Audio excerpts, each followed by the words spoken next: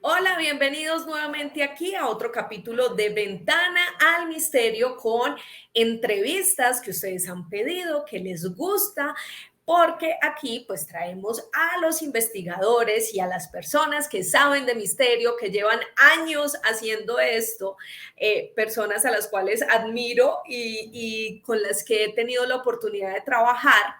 Y hoy tengo una mujer. Ustedes saben que a mí me encanta traer mujeres aquí a Ventana al Misterio porque esto lo que demuestra es que efectivamente en este ámbito también las mujeres estamos interesadas, trabajándolo con todo el respeto y con todo el amor, y por eso le doy la bienvenida a mi querida amiga Amado Martínez. Hola Amado, gracias por estar aquí en Ventana al Misterio.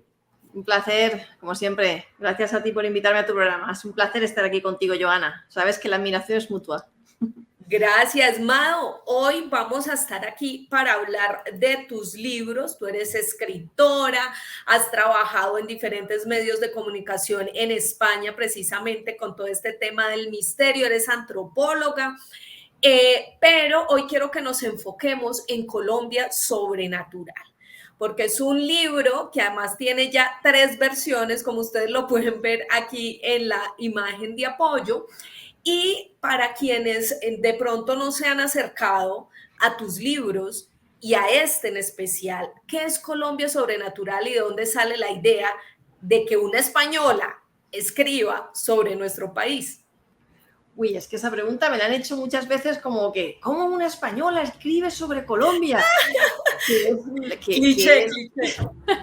Que es algo súper normal entre los antropólogos, ¿no? Buscar un objeto de estudio o hacer trabajo de campo entre una comunidad o sociedad o cultura que te resulte sorprendente, porque cuando la haces dentro de tu propia sociedad o cultura o país, pierdes ese efecto sorpresa y hay cosas que no te llaman la atención, ¿no? Porque tú las ves demasiado normales, ¿no?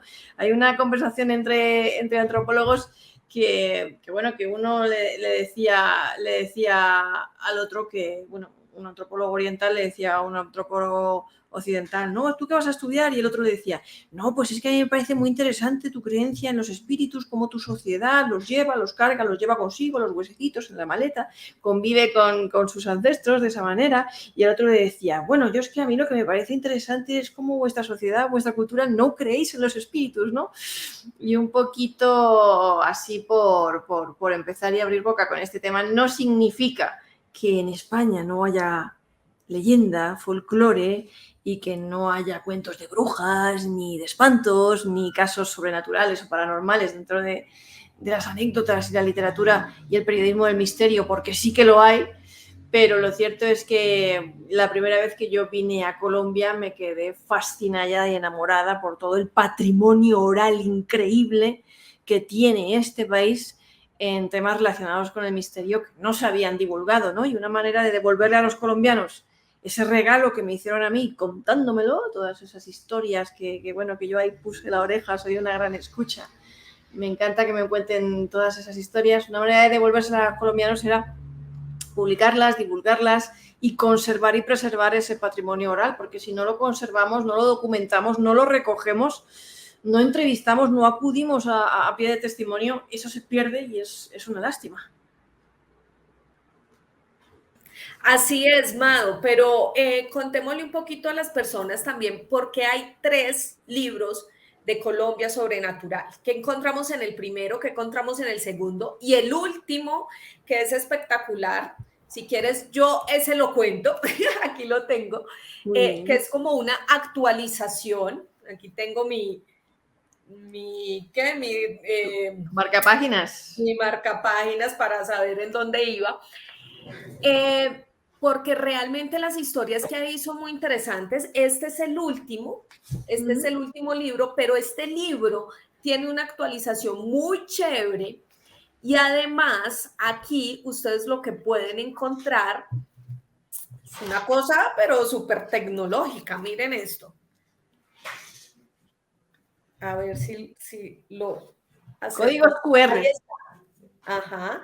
Y esto es una especie de código donde ustedes pueden hacer, por ejemplo, aquí que habría el recorrido virtual 360 en el Museo Naval de Cartagena, que es una de las historias de las cuales vamos a hablar. Pero lo que a mí en serio me parece muy interesante de este libro es que van a tener esa oportunidad, la de recorrer lugares, escuchar los testimonios que Mado recopiló, ver fotografías también exclusivas. Entonces es un libro que se vuelve bastante a la vanguardia, está muy, muy tecnológico este último que es Colombia Sobrenatural. Pero cuéntanos de los dos primeros, por favor. Bueno, es que este libro que tú tienes en las manos, en realidad es la versión de bolsillo aumentada y actualizada años después, porque revisité todos esos casos, esos dosieres del misterio, esos expedientes del oculto, y lo que hicimos fue pues lanzar una versión aumentada y actualizada con nuevos testimonios, nuevas personas. Pues a lo mejor en el restaurante La Bruja ya no trabajaban los mismos que estaban cuando yo fui a entrevistarlos la primera vez, ni el administrador era el mismo, hay otros dueños, otros administradores, ha pasado una pandemia por el mundo, ha pasado muchas cosas y bueno, fue una manera de volver a revisitar esos lugares y volver a encontrarme con el misterio, con los testimonios y con otros nuevos, muy interesantes. Entonces, este es el fruto de esa revisitación, rememoración, de ese volver a acudir a esos lugares y volver a regalarles esto a los colombianos, porque realmente la primera versión, que es Colombia Sobrenatural 1, que es ese librito que hay ahí, que ves que se ve el salto de Tequendama, que vemos ahí en tu pantallita, está bastante agotada, es prácticamente, bueno, imposible de conseguir. Estuvo entre los 5 más vendidos en su momento y la gente lo pedía, no lo encontraba y bueno, esta fue una manera de volver a hacerlo, pero de manera, bueno, pues ya que lo vamos a hacer, vamos a volver a revisitar los sitios, a entrevistar a más gente, a poner códigos QR, psicofonías, cosas que la gente se pueda descargar, fotos, un álbum aquí increíble,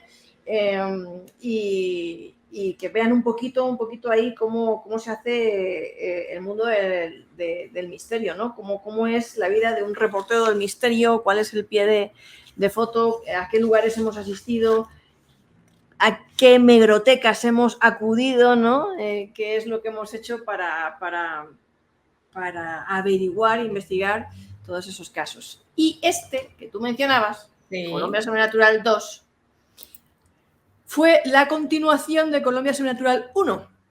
Colombia Sobrenatural 1, bueno, fue seguido de Colombia Sobrenatural 2 porque todavía quedaban muchos casos en el archivo, todavía quedaban muchos expedientes del oculto, muchos temas de los que teníamos que seguir hablando, así que es como una saga de libros del misterio, una guía de lugares encantados, de casos paranormales, de sucesos de poltergeist, de brujas, de historias de Moán, de las ánimas benditas, de fantasmas en el Congreso de la República, un caso que yo creo que tú conoces bastante bien, la maldición de Armero, el Museo Naval del Caribe, la Peña de Huayca, los misterios de la laguna de Guatavita, la maldición del Castillo Barroquín y, en definitiva, una serie de temas como abducciones alienígenas, el caso del incidente Bermúdez, que realmente son fascinantes y constituyen un poquito estos dos libros mis casos favoritos o los que más me han impactado a mí de todos los que he investigado en Colombia. Pues bueno, ya Mao nos hacía un resumen y es que realmente estos libros nos guardan dentro de sus páginas esas historias maravillosas que son una realidad, otras que parecen leyendas, como esos fantasmas que habitan por ahí en algunos lugares, y vamos a empezar a contar algunas de esas historias que están en Colombia Sobrenatural. Y el primer lugar es este, la Peña de Huaycamado. Este lugar que muchos conocen, que se ha vuelto demasiado popular además, pero que tiene una tradición y una historia realmente maravillosa.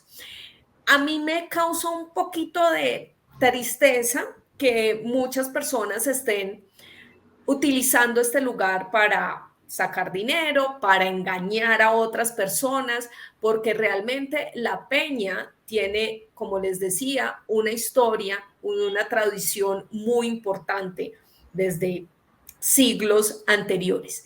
Entonces, cuéntanos, Mado, la Peña de Huayca, ¿cómo llegas allí? ¿Cuáles son las investigaciones que hay que tú hiciste alrededor de este lugar?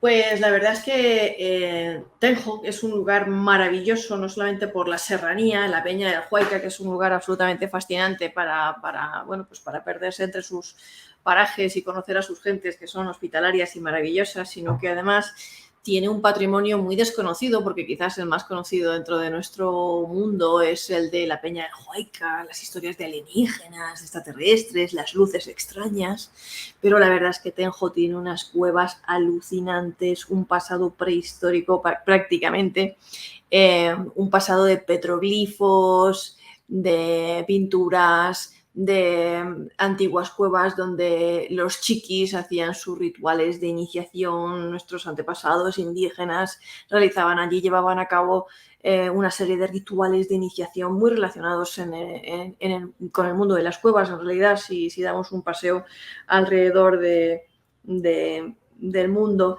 retrotraernos a la prehistoria es hablar, es ser muy atrevidos, porque no estamos hablando de esos siglos, ni mucho menos, no estamos hablando de pinturas rupestres como las que podríamos encontrar en Europa, en cuevas de corte prehistórico, de la edad de piedra o de los neandertales, los primeros homo sapiens, pero sí estamos hablando en Tenjo de unos petroglifos y unas pinturas en esas cuevas que nos vienen a dibujar un cuadro de cómo era la sociedad en aquella época y qué tipo de rituales místicos, esotéricos, se llevaban a cabo en ese tipo de lugares. Las cuevas, ese elemento tan misterioso, ¿no? Donde uno iba a morir en la oscuridad. Hay una foto ahí en la que casi me mato, lo podrán ver los lectores cuando compren el libro, porque en Tenjo me hicieron una ruta bastante extrema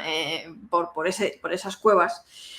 Y es un lugar en el que, bueno, pues siempre se ha dicho, se ha contado la tradición, lo que nosotros conocemos, y el motivo por el que yo había acudido a ese lugar es porque se contaban historias de que allí había encuentros con humanoides, de que eran comunes los aterrizajes de naves alienígenas. Incluso se han llegado a realizar quedadas, excursiones, encuentros de grupos de personas amantes de este tipo de historias, deseosas de tener ese encuentro en la tercera fase, ¿no? Con esos supuestos seres que se ven allí o que se veían o que pues en muchas ocasiones se ha afirmado que se veían. Sin embargo, más allá de todas estas historias como las de las luces danzantes o los caballitos danzantes, que los antiguos indígenas ya decían que se veían esas luces danzantes, y de algunos testimonios o manojo de testimonios que pude recoger de personas que decían, sí, no, pues se ven lucecitas, tal cual. Para mí lo más alucinante es que yo recuerdo estar en Tenjo hablando con un hombre que llamaban el tanque, que podríamos denominar en antropología informante privilegiado, con más de 80 años a sus espaldas, que sí que era la memoria viva e histórica de Tenjo y de la Peña del Huayca, y que llegó a decirme, eso de los extraterrestres y los ovnis y todo eso es mentira, me dijo, no inventen vainas. Estábamos ahí sentados en la plaza del pueblo de Tenjo, él con su ruana, su sombrero, un hombre que había tirado el rejo, que se dedicaba al ganado, robusto, grande, por eso le llamaban el tanque, y me dice, aquí lo que se veía era el Moán. El Moán, si eso era una... Y yo, sí, de verdad, dice, sí, yo lo vi, en serio. Dice, si eso era una bola de fuego, me dijo, una bola de fuego, yo lo vi pasar, eso bajaba, 2 veces lo vi, dice, porque claro, había, el Moán bajaba a ver a la Moana en otra montaña cada Viernes Santo, y luego al otro viernes volvía. Dice, yo solo vi, era una bola de fuego así, me dijo. Y entonces el tanque se quedó mirando un momento con una mirada así como nostálgica, con aire nostálgico. Había otros vecinos allí, en la plaza, amigos. Y se le quedó mirando a otro y le dijo, oiga, ¿por qué será que ya no se ve eso? Ya no se ha vuelto a ver. el Moán. ¿Por qué eso ya no se ha vuelto a ver aquí, no? Porque él ya no lo había vuelto a ver eso. Y el otro le dijo, porque ya no hay quebradas. Porque ya no hay quebradas en Tenjo. Porque, bueno, el fenómeno de la floricultura extensiva en Tenjo, según ellos, ha sobreexplotado los acuíferos y las quebradas de Tenjo, ha cambiado el paisaje no solamente geológico y biológico de Tenjo, sino también el paisaje social, según ellos. Y bueno, ellos relacionan la figura del Moán, que es una figura mitológica colombiana muy relacionada con el agua, ¿no? Ese ser casi lacustre que emerge de las aguas y roba muchachas y todo eso.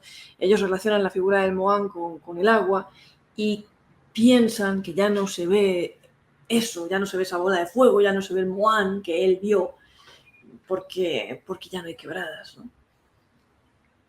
Mado, esta historia me parece maravillosa y cuando la leí en este libro, que lo encuentran en cualquier librería del país, me pareció maravilloso y creo que lo que nos cuentas también dentro de todo este relato me lleva a volver a confirmar una de mis teorías y es que la gente ve los fenómenos desde sus creencias, desde su cultura. Entonces, claro, para este señor que creía en esas leyendas, pues no eran ovnis, sino que era el Moán. Entonces es desde el conocimiento, desde la cultura, desde las creencias que uno tenga que puede interpretar lo que sucede, lo que ve a su alrededor y lo que experimenta. Y esto se los he dicho muchas veces aquí en Ventana al Misterio, pero me parece muy, muy interesante destacar nuevamente esto, sobre todo con lo que nos acaba de contar Mado, y además porque empezamos a ver también una problemática social con el tema del agua, por ejemplo. ¿Bien? Entonces es bastante interesante y es muy conmovedora esa historia del tan quemado. ¿Qué más te quedó ahí? Bueno, ya nos Sí, contaste que no casi se que te pierda cae. la gente. En Colombia Sobrenatural hay una foto con el tanque imperdible. En el ayuntamiento me decían, ¿pero has conseguido hablar con el tanque?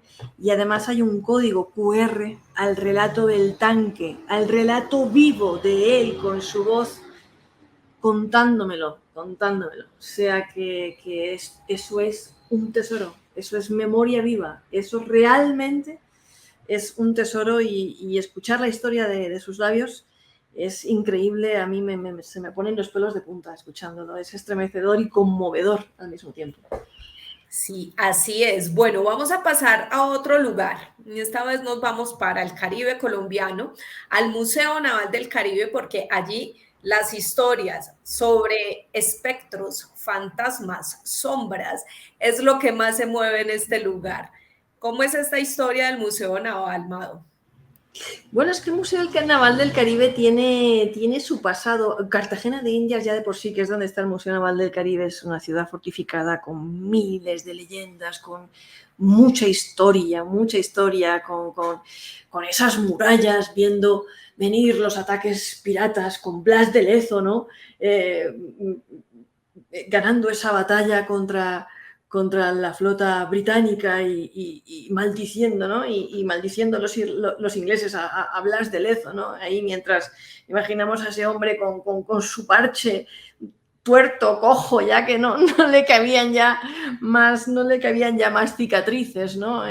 Cual pirata, ¿no? Pues ese era Blas de Lezo defendiendo las murallas de Cartagena de los ataques de los británicos y burlándose de ellos y diciéndoles que eso no quedaba ya ni para hacer carbón.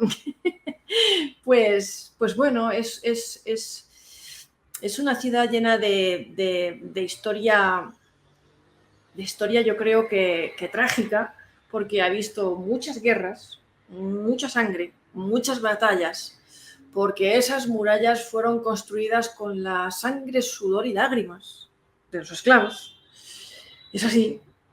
Y porque fue uno de los puntos más calientes dentro de lo que fue la frontera de defensa naval en la era colonial, ¿no? Y hay historias incluso del pirata Morgan, ¿no? Y de Drake y de que si se alojaba en tal casa, ¿no? A mí me la dijeron, ¿no? Ahí estaba ese pirata y no sé qué. Y de tesoros ocultos y de ambiciones. Pero sobre todo yo creo que para mí como española, uno de los paisajes o escenarios de Gabriel García Márquez, ¿no? Una ciudad llena de encanto, de realismo mágico, de historias, de voces del más allá, de ese Museo Naval del Caribe, que en el pasado también fue hospital, que atendió a enfermos de cólera, donde realmente se han llegado a tener una serie de avistamientos extraños con figuras que nos recuerdan como una especie de memoria del pasado. Yo siempre digo que las historias de aparecidos son en realidad historias de desaparecidos y una forma de traer la memoria histórica de lo que ha sucedido en ese lugar, de recordarnos de que ahí pasó algo, de que ahí estuvo alguien, de que ahí enterraron a cientos, ¿no? Que fue lo que pasó un poquito en el Museo Naval del Caribe. Y fíjate, lo que pasa allí es que hay un escalón que podríamos llamar el escalón maldito, y es que todo el mundo tropieza en ese escalón. Pero es que todo el mundo que tropieza en ese escalón dice que es que lo empujan.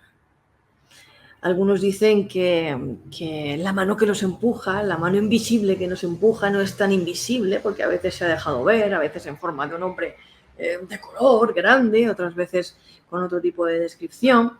Pero los trabajadores del museo normalmente pues siempre han contado que ahí habita una presencia que es la que por algún motivo tira a los turistas por las escaleras.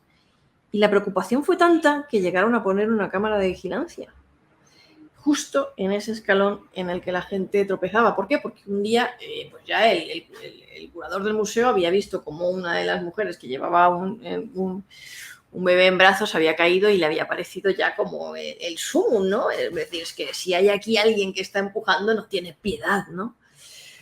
Y realmente el número de caídas fue una estadística que no pasó desapercibida, que les preocupó, que dejaron constancia de esa observación de que efectivamente la gente tropezaba en ese lugar y se caía, y todos decían que es que notaban cómo les empujaban. Y existe otra serie de fenomenología en este museo muy curiosa que ha hecho que los trabajadores hayan salido corriendo. Por ejemplo, hay un timón encantado, o por lo menos un timón maldito, un timón que hay ahí que si habéis jugado al videojuego Uncharted, lo habréis visto porque hay una réplica, hay una reproducción del Museo Naval del Caribe en ese videojuego, súper chula, del Museo Naval del Caribe y de Cartagena de Indias. Ahí aparece ese timón que hay en el museo. Bueno, pues es que ese timón dicen que gira solo. Y recuerdo que uno de los testimonios que me trasladaron en una ocasión es que ese timón, estando un día los trabajadores haciendo unas horas extras, determinando una serie de trabajos que tenían que hacer en el museo, empezó a girar solo, sin que corriera ni una brizna de aire, sin que nadie lo hubiera tocado, sin que nadie pudiera estar afectando, sin que ningún elemento visible pudiera estar afectando ese timón, y todos salieron corriendo. Y llegó un cargo militar naval que mandó luego a uno de ellos, que estaban todos fuera, como vaya usted a ver qué es lo que pasa ahí, ¿no? Que yo, mientras estamos aquí... Y fue muy curioso, ¿no? Porque llegó a causar muchísimo espanto, ¿no? Y también se captó, un turista ecuatoriano llegó a captar en una de las vitrinas no sé si es una pareidolia o qué es lo que queremos ver ahí, si es que queremos ver algo, pero realmente es como una especie de silueta antropomorfa, aparición, que algunos han querido, pues algunos han identificado o descrito como la foto de un fantasma, ¿no? La cuestión es que el Museo Naval del Caribe es un lugar, yo creo que el más encantado de Cartagena de Indias, junto al Palacio de la Inquisición. Cartagena de Indias es una ciudad para perderse y no encontrarse y y pasear 1000 veces. Nunca te cansas de visitar Cartagena. Es una ciudad encantadora, preciosa, que sigue conservando esa magia, ese susurro de leyendas cayendo de cada uno de los balcones, de cada una de las siempre vivas, de cada uno de esos farolillos y en cada una de las calesas de caballos que pasan por ahí, ¿no? Pues hay, en cada uno de esos rincones hay un susurro de lo que esa ciudad ha sido, y realmente pasear por Cartagena de Indias es entrar en una máquina del tiempo. Es entrar en una máquina del tiempo. Sigue conservando la identidad arquitectónica que conservaba en los siglos pasados, ¿no? La ciudad amurallada. Y ahí siguen estando pues todos esos aparecidos, desaparecidos, susurrando sus historias, ¿no? Me acuerdo de Álvaro Vélez Pareja, que es uno de los miembros de la Sociedad Espírita de Cartagena de Indias, ¿no? Que también me relataba muchísimas experiencias en distintos lugares de Cartagena de Indias y distintas fortalezas y lugares de la muralla, donde, según él, todavía se escuchan los lamentos y gritos de los ahogados y de los antiguos piratas. Sí, es que realmente, como dices, Mado, es una ciudad llena de historia también cruel y triste por todo lo que sucedía allí, y que me gusta mucho eso que acabas de decir, es como esos desaparecidos que aparecen, fue lo que dijiste. Es bien interesante esa teoría y muy real, pero en el Museo Naval, por supuesto que hay una cantidad de fenómenos particulares, y creo que eso es lo que lo hace más atractivo para los turistas y la gente en general que va allá a este lugar, quizás en búsqueda precisamente de encontrarse con este tipo de fenómenos que no es cualquier persona la que dice esto, no es una sola persona, son muchísimos los testigos, los trabajadores, los visitantes que se han podido encontrar con estos fenómenos tan particulares que suceden allí, y por supuesto esto hace que la historia y la leyenda de este lugar pues crezca y se mantenga con el pasar del tiempo también. Vamos a otro lugar que está ubicado aquí en Bogotá, y es el restaurante La Bruja, porque este lugar también, como el anterior, tienen una historia que marca precisamente esos hechos que suceden allí. ¿Cómo es la historia del restaurante Mado? Que además ya nos había dicho, ha ido muchas veces, ha actualizado en su libro, en este libro, los hechos que suceden allí, y volvemos a el tema de los testigos, lo importante de escuchar a la gente y de estar atento a todos esos datos que nos cuentan para poder que las historias sean aún más poderosas y que se puedan consolidar. Que todo el mundo venga, vaya a Cartagena de Indias, y todo el mundo venga, vaya a Colombia. Todos tus seguidores internacionales, yo sé que te sigue muchísima gente, Joana, de todas partes del mundo, porque Colombia es una ciudad realmente maravillosa donde, entre otras cosas, se come muy bien. La gente es muy cálida. Es el país del realismo mágico de Gabriel García Márquez en cada charla, en cada esquina, en cada lugar. Y se come muy bien. Y en el restaurante La Bruja se come muy bien. Pero el menú es un poco siniestro, porque ese lugar en el que ahora se encuentra el mítico restaurante La Bruja, en pleno corazón de la Candelaria, que es el centro histórico de Bogotá, la parte con una arquitectura y unas reminiscencias más coloniales, el centro histórico, el casco histórico de Bogotá. Bueno, pues allí se encontraban las antiguas cárceles del DAS, que a mediados del siglo XX fueron escenario de terror, de tortura, de detenciones, ¿no? De desapariciones, tras los sucesos del Bogotazo en 1948 y la violencia en Bogotá, en el que ese centro se convirtió en un centro en el que palpitaba también esa violencia, desgraciadamente, que hizo que los capitalinos fueran abandonando esa florinata de vida cultural, de teatros, de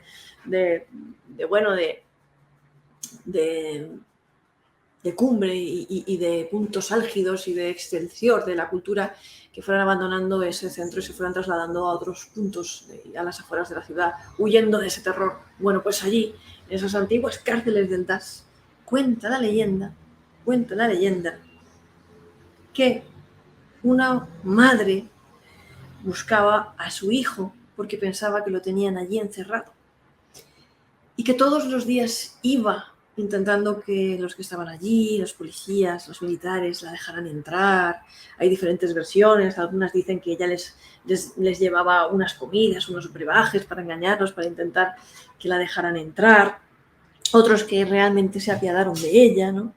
La cuestión es que ella parece que nunca logró encontrar a su hijo, pero que acudía constantemente buscándolo allí en ese lugar donde, por cierto, pues con el correr de los años se encontraron ciertos restos macabros. Ya os podéis imaginar a qué tipo de restos me estoy refiriendo, y que uno de ellos, incluso uno de los que participó en esas obras, llegó a jugar con uno de los cráneos y no le fue muy bien. Pues debe su nombre este lugar precisamente a esa mujer, a la que llamaban la bruja, a esa mujer, a esa madre en busca de su hijo. Lo que pasa es que este lugar, que ya desde hace unas décadas es un restaurante que ha pasado por diferentes manos, por diferentes dueños, ha contado con multitud de testimonios, tanto de trabajadores como de comensales, que han salido corriendo literalmente a mitad de cena. Es un lugar fantástico para pasar una noche romántica con tu pareja. De verdad, el restaurante La Bruja tenéis que ir. O sea, tanto el menú como el lugar es extraordinario. Es fabuloso. Fabuloso, es una especie de bóveda, ¿no? Cuando entras ahí, es increíble la ambientación y la atmósfera que se vive allí durante una cena. Pero lo cierto es que hay gente que ha salido corriendo porque han visto un fantasma o han visto sombras en el espejo o reflejos en el espejo que otros no estaban viendo, o han sentido que les tocaban, trabajadores a los que les desataban el nudo de los delantales, trabajadoras llaneras, una en concreto que decía que ella no le asustaba nada, que ella era de los llanos y que ella estaba muy acostumbrada a las historias de los llanos. Y que ella ya sabía de esos temas. Y que ella ya estaba inmunizada contra esas cosas, no aguantó ni 2 días, al día siguiente abandonó el trabajo aterrorizada, ¿no? Gente que se ha quedado encerrada en el aseo, el propio, uno de los administradores que estuvo allí, Diego, ¿no? Que también había vivido sus momentos terroríficos con estas entidades que, según él, incluso le habían llegado a agredir, ¿no? Y por lo cual no era muy proclive a repetir esas historias porque pensaba que al contarlas estaba llamándolas y podían volver a acecharlo en ese sentido. Y bueno, ahí hay una entrevista, ves, novedades que se encuentran aquí en esta versión, en este lanzamiento, con Cristian Flórez, uno de los trabajadores de La Bruja, que también vais a poder escuchar en directo de su viva voz en ese restaurante La Bruja, que yo creo que es uno de los lugares más emblemáticos y más encantados de la Candelaria de Bogotá. Sí, realmente el lugar es maravilloso, solamente la experiencia de ir al lugar, como dice Mado, de comer porque es buenísimo, pero también de experimentar quizás estos fenómenos tan particulares que suceden allí, pues vale la pena.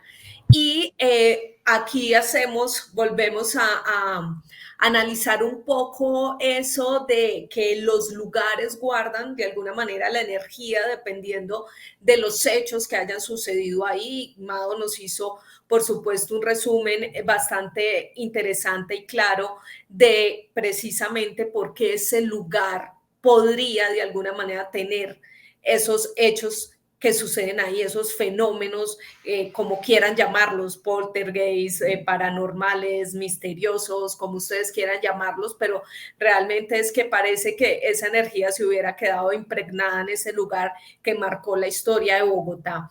Mado, otra historia que nos quieras, ya vamos llegando al final, pero otra historia, una ñapita ahí de algo que esté aquí en Colombia sobrenatural, para dejar a la gente súper enganchada y que se vayan a buscar el libro de una. Me cuesta decidirme. Me cuesta decidirme. Mira, las historias que acabamos de contar están todas en este libro, en Colombia Sobrenatural. Realmente yo creo que aquí hay historias como los contactos alienígenas de la laguna de Guatavita, las historias del Dorado, abducciones, el incidente Bermúdez, casos realmente impactantes, pues como el Museo Naval del Caribe, la Peña de Huayca. A mí, yo creo que el Hotel del Salto de Tequendama tampoco tiene presentación, ¿no? Hay una investigación aquí muy poderosa sobre el Hotel del Salto de Tequendama, un reportaje que hicimos en televisión en Cuarto Milenio, además, en la que nos encontramos con testimonios insólitos que nunca antes se habían contado y están aquí, que tampoco estaban en la primera versión, porque después, cuando hicimos este reportaje para televisión, ya contactamos con un antiguo administrador, nos encontramos con historias de verdad espeluznantes. No le quiero quitar el sueño a nadie, también lo digo. Los milagros y maleficios del cementerio central, una investigación muy poderosa.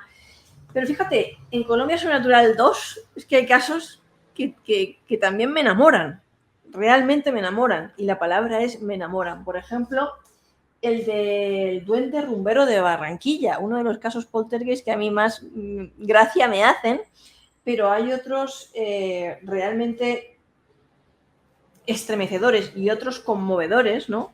Como el del Castillo del Alboraya, que para mí esa es una de las investigaciones más estremecedoras por el antiguo pasado, ¿no? De macabro, que me recordaba mucho a casos como el Cortijo Jurado en España, ¿no? De amos abusivos, de personas cuya maldad da más miedo que cualquier cuento sobrenatural y que todavía sigue espantándonos desde toda esa fenomenología, ¿no? Todos esos arrastrares de cadenas, todos esos hallazgos de descubrimientos que parecen recordarnos o demostrar lo que se ha ido descubriendo entre esas paredes, que realmente allí sí que se cometieron abusos. Y una historia muy bonita en Barranquilla, para poner un poquito de luz en contraste con esas sombras del ser humano, que siempre es un dechado de luces y sombras. La ambigüedad es lo que nos define. Pues la de la Dama Blanca de la antigua aduana de Barranquilla, el Archivo del Atlántico. Esa historia es preciosa, ¿no? Es la historia de una dama blanca con la que los trabajadores del Archivo del Atlántico ya conviven, que de hecho llegó con unos documentos y que parece ser que va en busca de algún legajo, algún papel, algún acta notarial, quién sabe.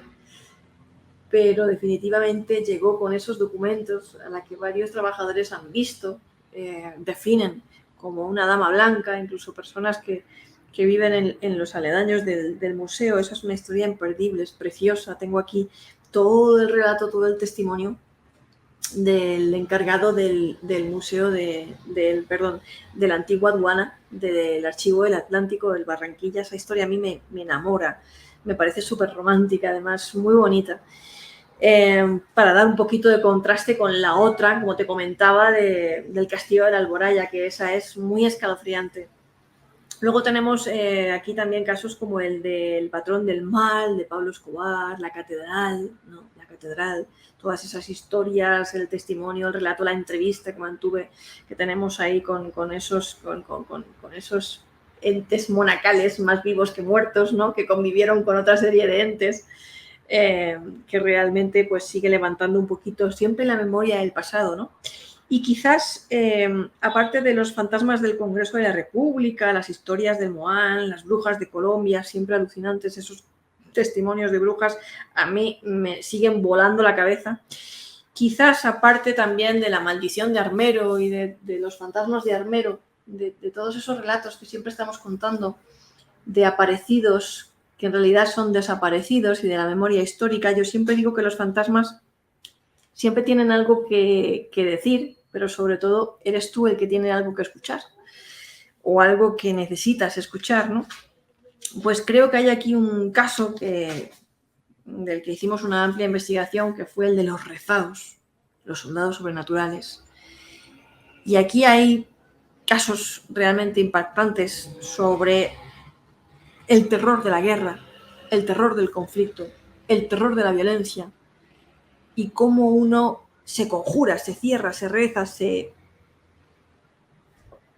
franquea, se vuelve de hierro, no solamente por fuera ni mediante un ritual de brujería, sino también aquí, de la mente, para poder sobrevivir en un escenario terrorífico como es el del conflicto o la guerra, pues todo lo que sabemos que ha estado azotando a este país durante las últimas décadas, ¿no? De esos niños secuestrados, obligados a luchar, a llevar un arma, una metralleta, un fusil entre las manos. Y bueno, cómo eso se ha combinado con la historia de los fantasmas, de los rezados, de los soldados sobrenaturales, de cómo un brujo reza a otro brujo, de cómo es imposible matar a alguien que está rezado y todas esas historias, ¿no? Y creo que es una historia terrorífica, que da mucho miedo, pero creo que es necesaria. Y creo que es necesaria que la gente la conozca, porque en realidad es una historia de tragedia y en realidad es una historia que nos viene a decir que el miedo es lo que ha imperado en ese conflicto y es el miedo siempre de un niño.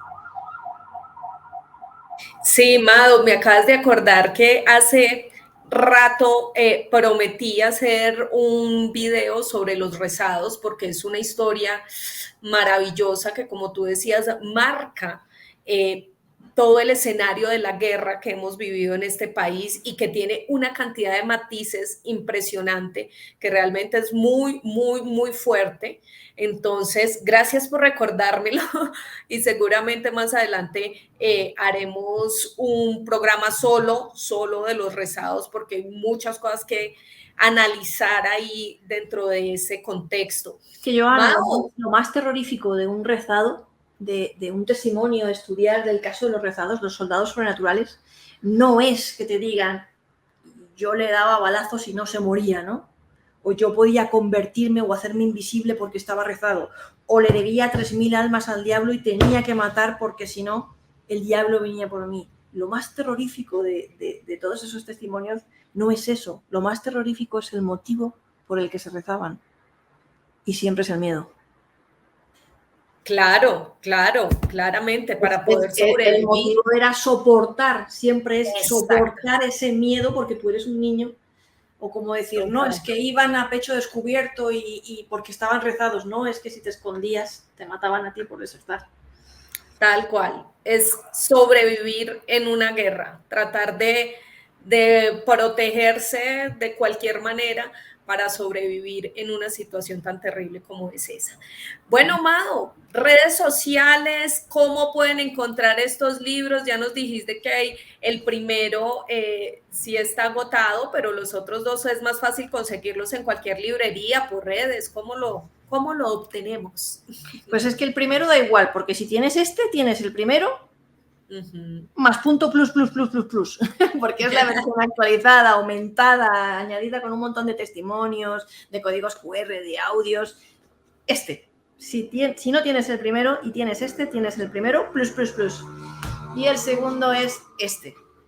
Se consiguen en librerías, se consiguen en internet, en Busca Libre, en librerías físicas, en cualquier librería del país de Colombia. Y en redes me encontráis en Twitter, en Mado Martínez, en Instagram Nebraskan, con K y con B, en TikTok Mado Martínez y en Facebook Mado Martínez Escritora.